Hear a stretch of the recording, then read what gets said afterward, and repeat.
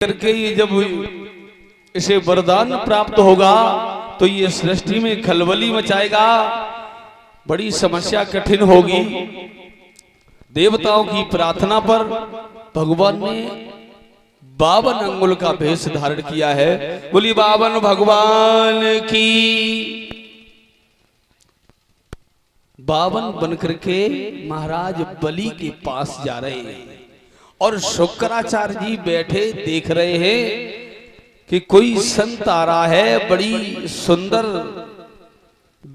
शोभामायन कंठी गले में शोभा दे रही है और छोटी सी अवस्था है। बड़ा सुनहरा वक्त था और देखने में सुंदर क्रांत चमकती हुई। शुक्राचार्य ने देखा पास में आए हैं 52 भगवान, तो आसन डाल दिया है, बुलाया है। भगवान बड़ी कृपा हुई है, क्योंकि संतों का जहां आना होता है बड़ा सौभाग्य होता है। वैसे तो संतों से इतना मतलब हम नहीं रखते हैं, पर आप आए हो तो बड़ा अच्छा लग रहा है, क्योंकि आपको देख करके ऐसा लग रहा है, ऐसा मन कर रहा है कि आपको तो अपने राज्य से कभी जाने ही न दूं। 52 भगवान मुस्कुराए, बोले ठीक है बलि, आपकी जैसी भावना, पर हम आए तो हैं। आसन डाल दिया। कथा में आकर के भगवान की जहां भी कथा हो,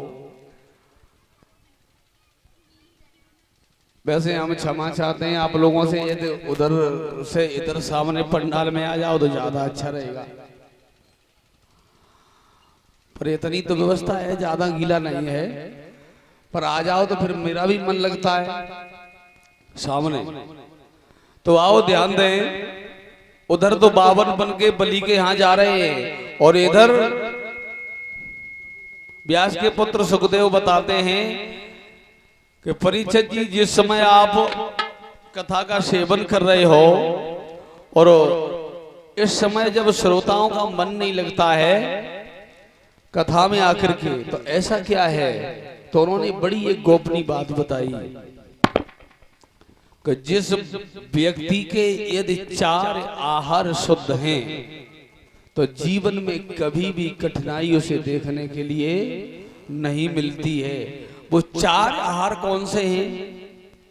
पेट भरने का भोजन नहीं, बहुत ध्यान देने योग्य शब्द है ये कि 4 आहार कौन से हैं। यदि जीवन में 4 आहार व्यक्ति ने अपने सुधार लिए तो शायद भविष्य में भगवान की कृपा बरसती रहेगी। और ये सुखदेव जी बता रहे हैं महाराज परीक्षित को कि कौन कौन से 4 आ रहे हैं। यदि जीव मानव सारे दिन कोई काम ना करे और फिर भी पाप बन जाता है, तो उन आहारों पर विशेष ध्यान देना चाहिए। जब एकांत में बैठते हो या 4-6 लोगों में बैठते हो या तमाम भीड़ में बैठते हो, तो 4 आहारों के बारे में उन्होंने समझाया। सबसे पहला आहार है जो नेत्रों से किया जाता है। हम बैठे बैठे देख रहे हैं, लेकिन आहार के 4 आहार उन्होंने बताए। यदि ये आहार मानव के सुधर जाए तो ना तो ईर्ष्या टिकेगी वहां, ना क्रोध टिकेगा वहां, और ना दूसरे के प्रति जो घृणा होती है वो घृणा टिकेगी। फिर तो जीवन में आनंद है। इन आहारों पर अधिक विचार देने के लिए अनुमति सुखदेव जी परीक्षित को दे रहे हैं। परीक्षित ध्यान पूर्वक उसको सुन रहे हैं। हम अपने विचार से, अपने अनुभव से, अपने दिमाग से हम कोई ऐसी बात ना सोचें जिससे हमारी बुद्धि डिसबैलेंस हो, जो भगवान की कृपा से हमें मिली है, जिसके बारे में हम गलत निर्णय ले लेते हैं। कान से हम ऐसे शब्द न सुने जो निर्णय गलत हो जाए। सुने जरूर, सुनना तो पड़ता है, पर उस पर हम मनन नहीं करेंगे। ऐसे ही हृदय से हम हृदय में कोई बात गलत नहीं उतारेंगे तो हमारी भावनाएं गलत नहीं बनेगी, बनेगी या नहीं? तो ये चार आहार हैं, जिस व्यक्ति के सुधर गए वो जीवन में आनंद को पा जाएगा। अब बात आई श्रीमद् भागवत महापुराण से, अन्य ग्रंथों से। ये ग्रंथ ही हमारे प्रमाण करते हैं कि शरीर इस संसार में गलत क्या है। ये हम कैसे जान पाए कि गलत क्या है? और जो भी होता है उसे सही मायने में यूज करना जान जाएं। ये हमारी श्रीमद् भागवत बताती है, रामचरितमानस भी बताती है।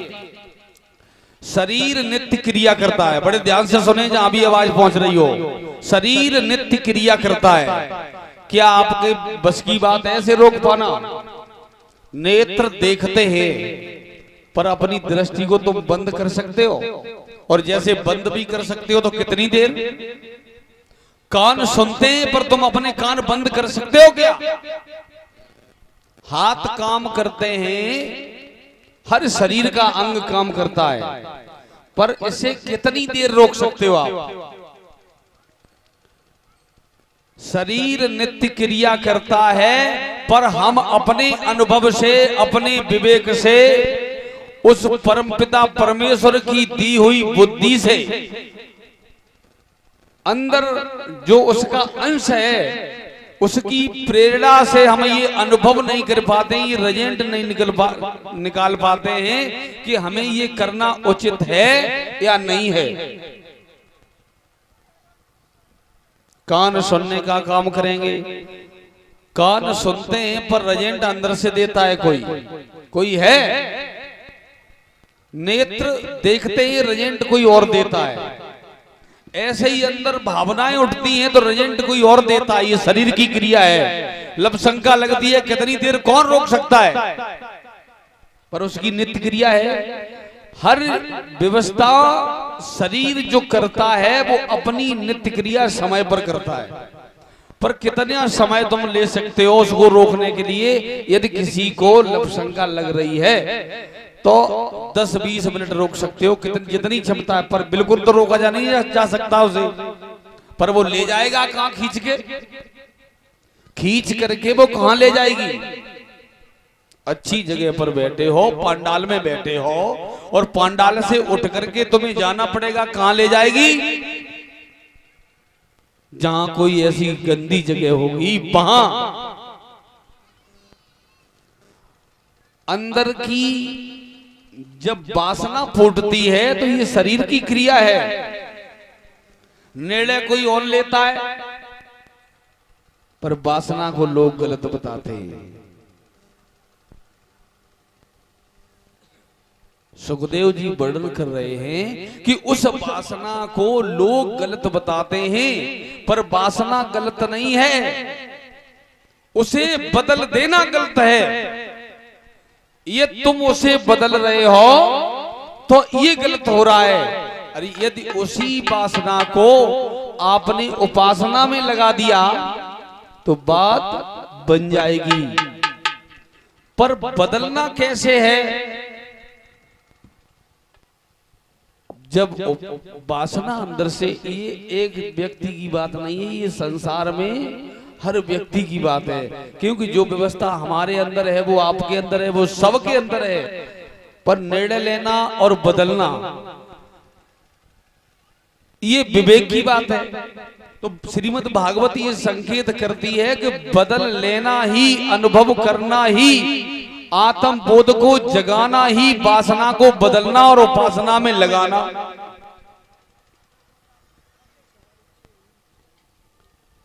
जब हम इतना काम करते हैं तो भगवान की कृपा से जीवन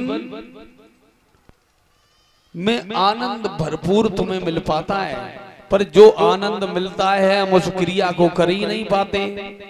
सबसे बड़ी बात है, यहाँ पर जितने लोग सुन रहे हैं श्रोता बंधु, हम उनसे पूछना चाहते हैं, जिस समय तुम स्नान करते हो या नहाते हो उस समय सबसे पहले जल कहां डालते हो? ये ग्रंथों की बात कर रहे हैं हम। कहां डालते हो? अक्सर करके मैंने देखा है कि सबसे पहले यदि जल डालते हैं तो पैरों पर, हाथ से जल लिया पैरों पर डाला। और अक्सर करके माँ बहनें यही करती हैं कि सबसे पहले पैर धोती हैं, पूरे जीवन की दिनचर्या बदल जाती है। क्योंकि हम स्नान और नहाना और स्नान करना हम इस पर ध्यान नहीं देते। विशेष बात है जीवन में कि जब हम नहाने जाएं तो सबसे पहले जल को हाथ से लेते हैं तो पैरों पर डालते हैं, पूरे दिन की दिनचर्या बदल जाती है। हाथ में जल लें, ये ग्रंथ बताता है, मेरी बात नहीं है। हाथ में जल लें, नहाते तो सभी लोग हैं। अब सूर्य न निकलने से पहले यदि हम नहाते हैं, स्नान करते हैं, तो नहाना स्नाना दो प्रकार की बातें हैं। पर बात यह है कि हम उस समय करते क्या हैं। आज से ये नोट कर लेना बात, जब भी नहाने जाओ स्नान करने जाओ जल लो तो सबसे पहले अपना मस्तक धो लो, उसके बाद या पैरों पे डालो या सर पे डालो और आपकी दिनचर्या बदल जाएगी। ये मैं गारंटी से कहता हूं ग्रंथों के माध्यम से।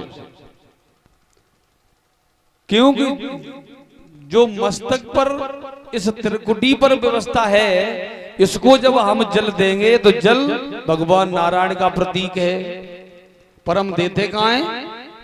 सबसे पहले पैरों में। यदि कोई न देता हो अलग बात है, पर ज्यादा लोग ऐसे हैं। और जब हम मस्तक धोएंगे फिर हम स्नान करें या नहाएं, कुछ भी सही, आपकी दिनचर्या में कल से ही अंतर हो जाएगा। ये ग्रंथों की बात है। दूसरी बात, ये ग्रंथों से ही बता रहा हूं, जब हमारी सुबह नींद खुलती है, जब सुबह हम जागते हैं, तो 1 मिनट हम अपने बिस्तर पर यदि बैठ जाएं और जागते ही तुरंत पैर पृथ्वी पर ना रखें, अपनी नासिका की ओर ध्यान दें, जौन सा सुर आपका चलता हो वही पैर निकाल करके चले, पूरे दिन आपसे किसी से झंझट नहीं होगा। ये मैं गारंटी करता हूं। पूरे दिन जिस सुर आप जौन सा सुर चलता हो, दाया या बाया, वही पैर आप आगे बढ़ाएं और अपना कार्य करें। जीवन में किसी से कलह नहीं होगी, पूरे दिन कलह नहीं होगी, और जो रोज करते फिर जीवन में ही कभी नहीं होगी।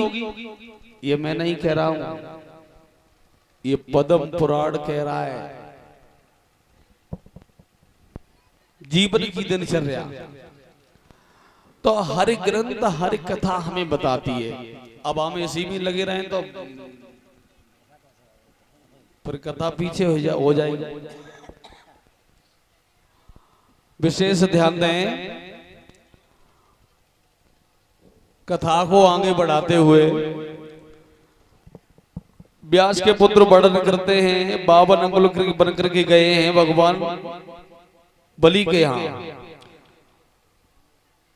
तो बलि बोला, महाराज आसन डाल दिया, बड़ा आदर सत्कार किया और कहा हाथ जोड़ करके भगवान कैसा आना हुआ आपका। बलि से 52 भगवान बोले इच्छा जागृत हुई तो आपके दरबार में आए। तो बोले आज तक हमारा भी नियम है, कोई खाली हाथ नहीं गया, मांगो आपको क्या मांगना है। बोले मांगना कुछ नहीं है, देना चाहते हो। जो धीमे सुर में कहा उन्होंने, सिर्फ 3.5 कदम हमें पृथ्वी दे दो। शुक्राचार्य ने बड़ी तीव्र ने पैनी निगाह से देखा और बलि की ओर संकेत किया, ए बलि क्या कर रहा है। बोले महाराज ने मांगा तो क्या मांगा। शुक्राचार्य उधर मना कर रहे हैं, बलि मान नहीं रहा है, बार बार संकेत कर रहे हैं। शुक्राचार्य कहने लगे, बलि महाराज तुम्हें नहीं मालूम। बोले क्या नहीं मालूम, ये कौन है ऐसे मैं जानता हूं। कभी कह रहा है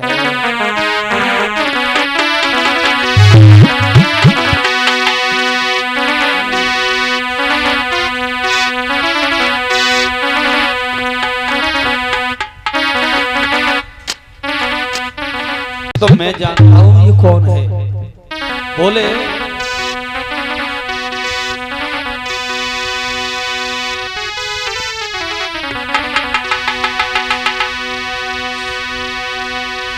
कि है छलियों का सिरमौर ये,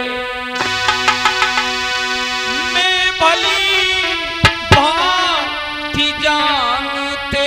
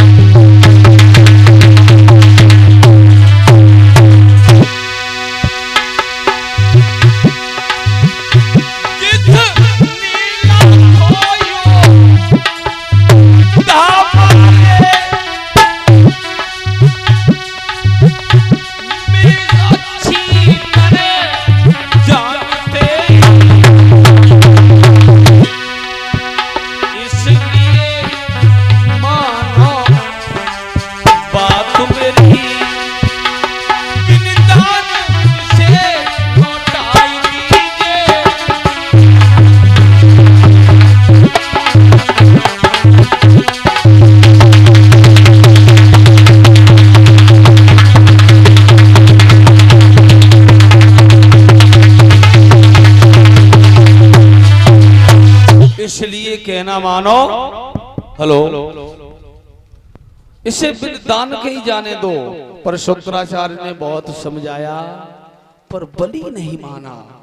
बलि ने कहा कोई बात नहीं। बावन भगवान कहने लगे यही मौका है, ज्यादा देर की तो बात बनी हुई बिगड़ जाएगी। तो दान की जब बात गई बोले ठीक है कोई बात नहीं, इच्छा है आपकी जैसी।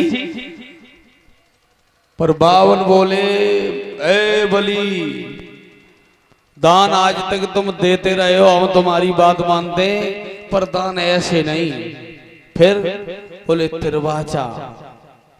बलि मुस्कुराया बोला बाजी बा, ना कुछ तुच्छ सा दान उसके लिए भी तिरवाचा। बोले हाँ, हमें भरोसा नहीं है, हमें ये भरोसा नहीं है कि तुम हो सकता है बाद में मना कर दो, इसलिए पहले तिरवाचा भरो उसके बाद दान करो। बोले ठीक है महाराज जैसी आपकी इच्छा है। तो बोला है बलि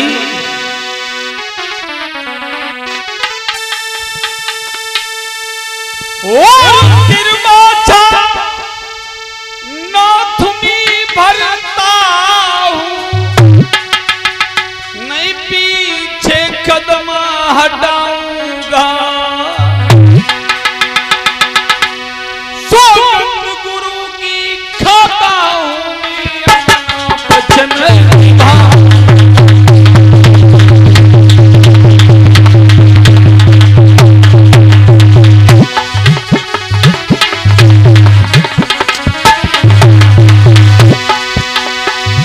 और बोला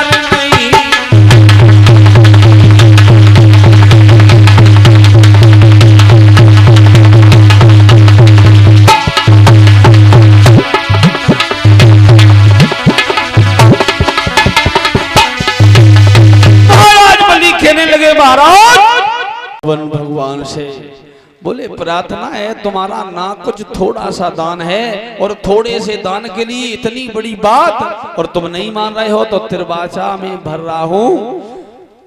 बलि ने बावन भगवान की समझ तिरवाचा किया। शुक्राचार्य मना कर रहे, बोले नहीं, संकल्प छोड़ने की बारी आई तो एक चीज बताएं, शायद 98 की गिनती आप लोग जानते हो। अब दिमाग में बात आई तो कहेंगे जरूर एक परिवार से एक बिटरिया पढ़ी लिखी रहे और परिवार में भी लोग पढ़े लिखे रहे शिक्षित, तो उन्होंने कहा ठीक है, शर्त ये थी उनकी कि जिस बच्चे के अंदर 100 गुण होंगे हम शादी उसी से करेंगे। अब 100 गुण जिसमें हो तो ढूंढवे की तो कठिन बात है, क्योंकि 100 गुण जिसके अंदर हो, आचार्य जी, मास्टर जी, अध्यापक जी अच्छे शिक्षित रहें। हम आपसे ही कह रहे हैं क्योंकि आप तो रोज ही बताते होंगे, तो उन शिक्षितों की बात कर रहा हूं जो जिन्होंने शिक्षा पाई है, जो शिक्षा का अध्ययन किया है, जिनका कुछ नाम था, जैसे नाम होता है क्षेत्र में, तो हम ऐसे परिवार की बात कर रहा हूं। ये 98 की गिनती में आते हैं और किसी संत की ये कल्पना है, पर हम ये भी बता देंगे किस संत की कल्पना है। तो उन्होंने ये शर्त रख दी कि यदि हमें किसी बच्चे में 100 गुण मिलेंगे, 100 गुण यानी 100 अच्छाई, तो हम अपनी बच्ची की शादी करेंगे। किसी में 80 है, किसी में 85, किसी में 70, किसी में 50, और राम कृपा से काऊ में तो 10-11 ही, बात नहीं बन पाई। काफी समय हो गया। अब हमारे माँ साहब जैसे रहे, बस क्षमा करियो, हम आपकी बात नहीं कर रहे। अब कहना तो पड़ता है, पर आपसे नहीं कह रहे, बुराई न माने, क्योंकि हम बुराई किसी की करते नहीं कभी, ये तो काम सीखा ही नहीं। पर अब हम किसको बताएं, कोई भी सही। एक बच्चा मिला भी उन्हें, तो उस परिवार से उन लोगों की बात हुई, तो उन्होंने कहा 100 तो नहीं है महाराज, 98 तो है। बोले 2 ही की कमी है, ये 2 ही की कमी है, अपनी बच्ची से पूछेंगे जाकर के। शाम को उन्होंने अपनी बच्ची से पूछा, बोले एक बच्चा मिला है, उसमें 2 गुण नहीं है। तो बोले ठीक है, कोई बात नहीं पिताजी, 2 गुण तो हम उनमें डाल देंगे। इसका मतलब ये है कि उनमें परिपूर्णता थी, 100 गुण थे। तो उन्होंने कहा कोई बात नहीं, हम सबसे पहला हमारा यही काम रहेगा कि 2 गुणों को पहले डालना, पर तुम शादी पक्की कर दो। ठीक है, कोई बात नहीं, शादी पक्की, विधि विधान से शादी हुई। शादी होकर के जब वो लड़की घर में आई, तो उसने सबसे पहले ये पूछा कि पहले ये बताओ, इधर आओ। बोले कहो। बोले ये बताओ तुम्हारे अंदर भी 2 कौन से गुण हैं जो है नहीं। बच्चा ने बात टाल दी। बोले न पूछो जो ज्यादा बढ़िया रहे। बोले ना, सबसे पहला काम तो मेरा यही है। बोले न पूछो तो ज्यादा अच्छे रहे हो। बार बार अनुग्रह किया। शाम को फिर यही बात रख दी। बोले अब तुम ज्यादा पीछे पड़ी हो तो बताएंगे जरूर, पर ना पूछती तो ज्यादा अच्छे रहते। बोले बताएं? बोले हाँ बिल्कुल। बोले अबेऊ मान ले और ना पूछो तो ठीक है। बोले नहीं बताओ। तो बोले देखो, आज तक जिस दिन तक हम समझदार भये और जिस दिन तक हमने इस संसार को देखा है, जिस दिन तक ये दुनिया देखी, उस दिन से हमने आज तक किसी की मानी नहीं। ध्यान रखना। और दूसरा गुण कौन सा नहीं है? बोले दूसरा गुण न पूछो तो ज्यादा ठीक है। तो अब वो बात बनी रहे। बोले ना, ये तो बहुत जरूरी है। बोले अब ना मानती हो तो बताना तो पड़ेगा। तो उन्होंने कही आज तक हमने किसी की मानी नहीं और हमने कोई बात ऐसी जानी नहीं, न तो हम कछु जानते। और ना किसी की मानते हैं। सोई बाने माथे थे हाथ मारो बाने कहीं सब करो धरो ही बेकार हो गया। पूरी शिक्षा हमारी बर्बाद हो गई। सोचा ये था कि हम किसी अच्छे परिवार से शादी करेंगे जिसके अंदर परिपूर्ण पूरे ही गुण होंगे, पर ये तो बात बिगड़ गई। तो कभी कभी, अब ये बात हमने क्यों कही कि कभी कभी चालाकी से भी काम बिगड़ जाता है। अब देखो चालाकी शब्द आया, ये ग्रंथ की बात है। ये हमने अपने जीवन में किसी छोटे, अब देखो संत संत होता है, ये संत की कल्पना हमने आपके समक्ष रखी। तो कभी कभी चालाकी से भी काम बिगड़ जाता है और चतुरता से काम बन जाता है। दोनों में अंतर है। चालाकी क्या है, चतुरता क्या है। चालाक व्यक्ति हमेशा अपने बारे में सोचता है और चतुर व्यक्ति हमेशा समाज के बारे में सोचता है। इतना सिर्फ फर्क है। अब बताओ चालाकी अच्छी है या चतुरता? अच्छी तो दोनों है, पर तुम्हें निर्णय करना है कि हमें किस पद पर चलना है। चतुरता से रहना है या चालाकी से। वैसे जगह में हमें कोई नहीं लगे तो चालाक, जहां में सब चतुर है। क्यों? जहां भगवान का दरबार यदि सहयोगता से लग जाए, भगवान की चर्चा जहां हो जाए और धर्म की आस्था उमड़ने लगे, धर्म के कार्य में सब लोग एकजुट करके पैर बढ़ाने लगे, तो इसे चालाकी नहीं, इसे चतुरता ही कहते हैं। शंकराचार्य ने भी बताया और अष्टावक्र ने अष्टावक्र गीता में भी दर्शाया कि चतुरता ही श्रेय है, श्रेष्ठ है। अब क्षमा चाहेंगे, वैसे हम इसमें किसी की अवहेलना नहीं कर रहे हैं। जो देखा है उसमें, जो पढ़ा है वही आपको बता रहे हैं। तो क्योंकि हमें लगता भी ऐसा है, भाई 3-4 दिन हो गए यहाँ हमें आए हुए, तो हमें यहाँ चालाकी कम दिखाई पड़ती है, चतुरता ही ज्यादा है। और भगवान से हम आशा भी करते हैं, प्रार्थना भी करते हैं कि सब लोग चतुरता में ही परपक्व रहें, तो भगवान की आप पर ऐसी कृपा बरसती रहेगी। और साथ ही साथ कभी कभी कोई बात दिमाग से निकल भी जाती है, ऐसी कोई बड़ी बात नहीं।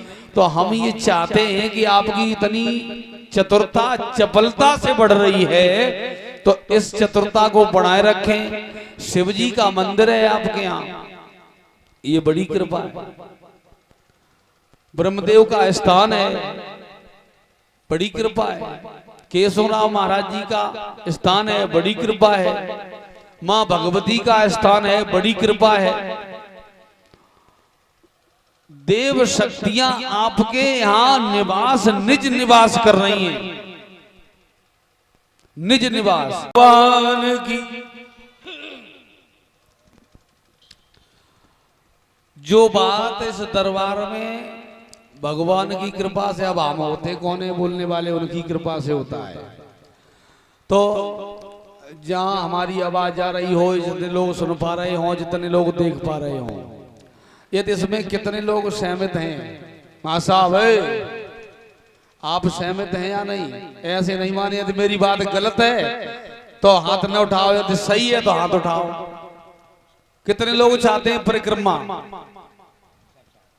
अब जब सभी चाहते हैं तो ताली बजाओ एक बार, बोलिए गोविंद भगवान की।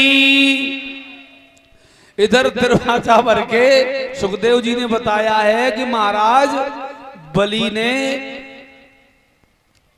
दान में 3.5 कदम पृथ्वी को दे दिया। अब हम थोड़ी जल्दी करेंगे, क्षमा चाहेंगे। तो उन्होंने 1 कदम में पूरा मृत लोक, दूसरे में आकाश लोक, तीसरे में पाताल। अब आधा कदम कहां से आए? आधे कदम की बारी आई तो महाराज बलि ने स्वतः अपनी देह को नपवा दिया। अब ये देह क्या है? देह को नपवा दिया, क्योंकि भगवान की ऐसी माया, उनकी कृपा से तो उनका तो सब कुछ है ही, पर ये देह भी समर्पित कर देना ही भगवान बावन को दान देना बताया है विद्वानों ने। बोली वृंदावन बिहारी लाल की। ये शरीर भी समर्पित उन्हीं को है जो भी है सो उन्हीं को है। अब आओ भगवान का एक दो लाइन का नाम उच्चारण करेंगे और उसके बाद सुंदर कथा महाराज हरिश्चंद्र के बारे में।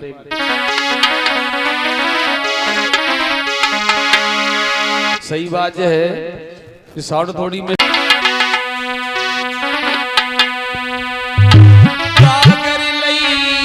उठाई है मां गिरजा ने गागर लई उठाई है,